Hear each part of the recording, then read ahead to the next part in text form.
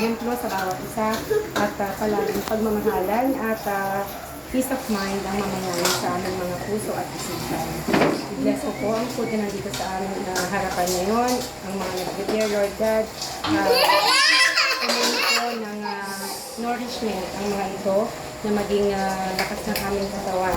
At palagi po kaming maging isa, Lord God, sa pagsamba sa iyo at sa iyong matalas na pangalan.